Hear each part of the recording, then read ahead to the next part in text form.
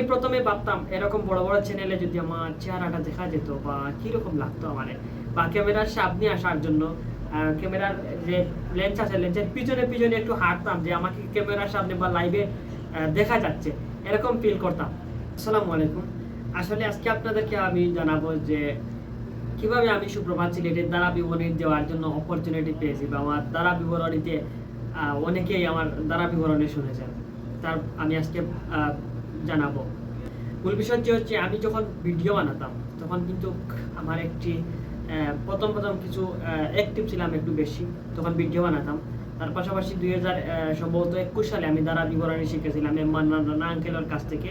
তিনি আমাকে দ্বারা বিবরণী শিখিয়েছিলেন ফুটবল মাঠের বা একটি ম্যাচে, একটি টুর্নামেন্টে আমাকে দ্বারা বিবরণী শিখিয়েছেন। তারপর অনেক দিন হয়ে গেছে, সম্ভবত 2 বছর তার বিবরণীতে তেমন একটি অ্যাক্টিভ না। তারপর 2024 সালে, 2024 সালে নাকি 25 সালে, এবছরই মনে হয়, তো বাহাদুরপুর মাঠে আমাদের আহমেদ জালাল ফুটবল একাডেমির অফিসিয়াল ফেসবুক পেজ আছিল, সেখানে আমি দ্বারা বিবরণী দিয়েছিলাম। ওই পেজে লাইভ করেছিলাম, আমাদের একাডেমির ম্যাচ ছিল, তো লাইভে আমি দ্বারা বিবরণী দিয়েছিলাম, তাও মাইক্রোফোন কোনো কিছু ছাড়া শুধু আমার ফোন দিয়ে লাইভ করেছি। আমার একাডেমির পেজটা আমার কাছে ছিল, তখন আমি লাইভ করেছিলাম। তো লাইভের পাশাপাশি আমি দ্বারা বিবরণী দিয়েছিলাম। এই যে দ্বারা বিবরণী দিয়েছি, এই দ্বারা বিবরণীটি সুপ্রভাত সিলেটের নোমান ভাইয়ের দৃষ্টি আকর্ষণ করছে, বা উনি এসেছেন। পরবর্তীতে আমি বড়লেখা উপজেলা ফুটবল লিগে একটি ম্যাচে আমার বন্ধু আফজাল নাম, তার সাথে সে ডিএসটি চ্যানেলও কাজ করতো, তার সাথে গেছিলাম। আমি বলছি আজকে কথা বলবো, সে বলছে আজকে আমাকে কিছু হেল্প কর, আজকে একা আমি আছি। তারপর তার সাথে গেলাম, যাওয়ার পরে কথা বলছিলাম, তখন নোমান ভাই আমাকে পাশ থেকে ডাক দিলেন। অর্থাৎ সুপ্রভাত সিলেটের টিম মেম্বার হচ্ছেন বেশি, 4 থেকে 5 জন আছেন।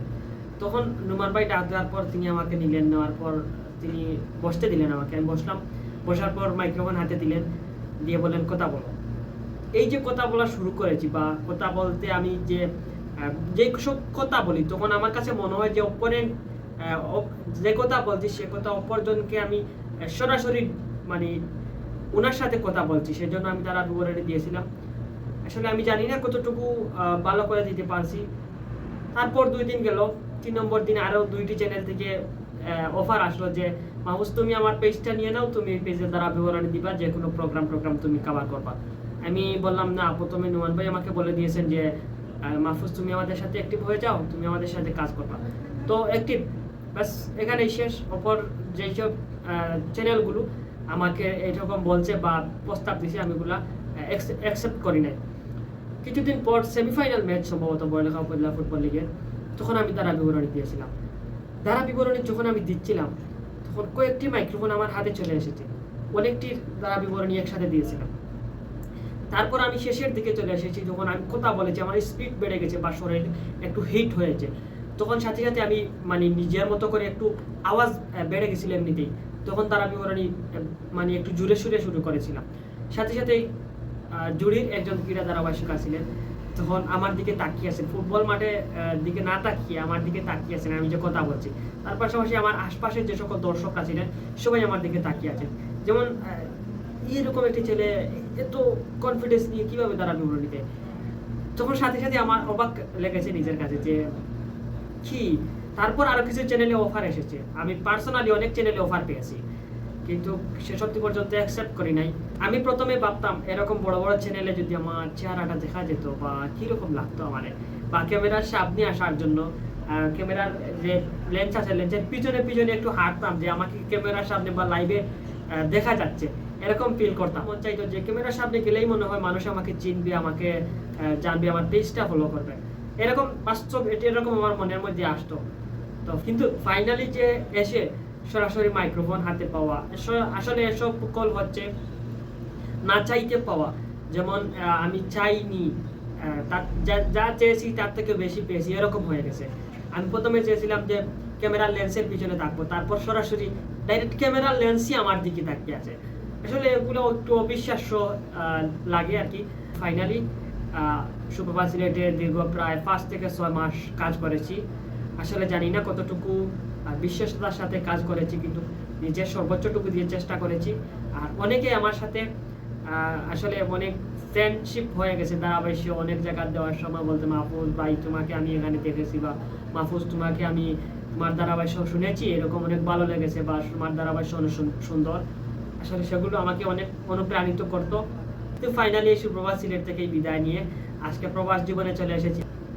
সব কিছুর পরে আমি বলি সালেক ভাই আমাকে দিকটুকু দিয়েছেন, বা সালেক ভাইয়ের মাধ্যমে আমি দ্বারা বিবরণীতে পদার্পণ করেছিলাম। সালেক ভাই আমাকে অনেক ছোট্ট ছোট্ট বলে টিপস দিতেন। আসলে ফুটবলটা খেলতাম, তার পাশাপাশি ধারাবাহিক হঠাৎ চলে এসেছি, আসলে টিপস দিতেন, সেগুলো আমাকে অনেক কাজে দিত। সেজন্য থ্যাঙ্কস সালেক ভাইকে। আর তিনিও প্রবাসে, যেহেতু তিনিও প্রবাসে গেছেন, তার কিছুদিন পর আমিও প্রবাসে চলে এসেছি। আসলে মানুষের জীবনে কখন কি আসে মানুষ বলতে পারে না, হঠাৎ যে কোনো জিনিস হয়ে যেতে পারে, বা সময়ের পরিবর্তনে মানুষের অবস্থানকে চেঞ্জ করে নিতে হয়, বা যেই জিনিস তোমার চাহিদা আছে অনেক সময় এই জিনিস স্যাক্রিফাইস করে অন্য একটি জিনিস হয়ে যেতে পারে, সেটি সময়ের ব্যবধানে। সেরকম হয়েছে, অর্থাৎ নিজের দেশ ত্যাগ করে আজকে প্রবাসের মাটিতে এসেছি। নিজের ভবিষ্যৎকে পরিকল্পনা বা নিজের ভবিষ্যৎকে উজ্জ্বল এবং সুন্দর করার জন্য সকলে আমার জন্য দোয়া করবেন, এবং শুধু আমার জন্য না, সকল সকল প্রবাসীর জন্য দোয়া করবেন। আল্লাহ পাক যেন সকল প্রবাসীদেরকে ভালো রাখেন, সুস্থ থাকেন। কেননা এই প্রবাসে আসলে সবাই সবার মতো করে যখন কাজের সময় আসবে কেউ কাউকে বলবে না, আপন আপন করে সবাই চলে যাবে, যার যার কাজের মধ্যে সবাই চলে যাবে, কেউ কাউকে বলবে না। আসলে এটাই প্রবাস জীবন। সবাই সবার জন্য দোয়া করবেন, সবাইকে আল্লাহ ভালো রাখেন।